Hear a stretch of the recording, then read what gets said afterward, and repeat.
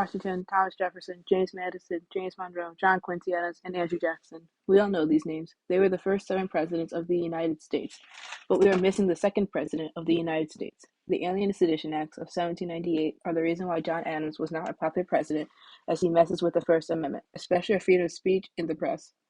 In 1798, the parties were a bit different. There was the Democratic Republican Party, which had people like Thomas Jefferson and James Madison, who were in favor of more state independence.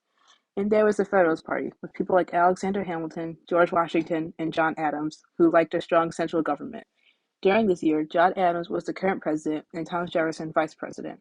For the Alien and Sedition Acts, it is good to note that America was anticipating a war with France at this time.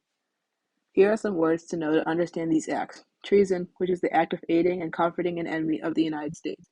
Sedition, the use of language that encourages people to rebel against lawful government, and the term alien, which referred to people who aren't citizens of the United States.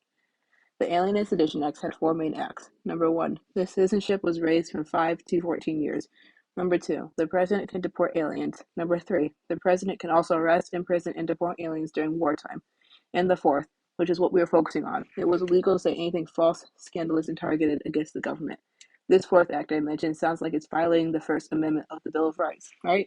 Freedom of speech and freedom of the press. The Sedition Acts make it illegal to say negative things about the government, which is not how life is today.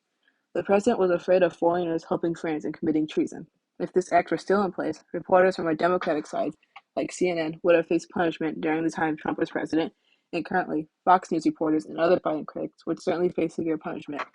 We would not be able to criticize the government in any way possible, whether it is in speech or in the newspapers or in news articles.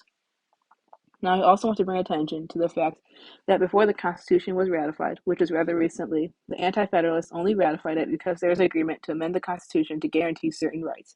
These sedition acts were targeted against the Democratic Republicans, but Federalists who supported the Constitution were not targeted.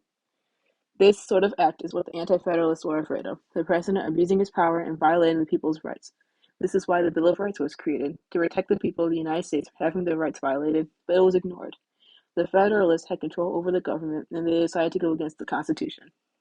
Even though this was a terrible oversight of the First Amendment, the next election a couple of years later made things better. Jefferson beat Adams and became the 3rd U.S. president. Jefferson also allowed the acts to expire, pardoned all those convicted, and Congress voted to refund all the paid fines from this act. The Alien and Sedition Acts may have been repealed, but were an example of why we have our freedoms listed in the Bill of Rights.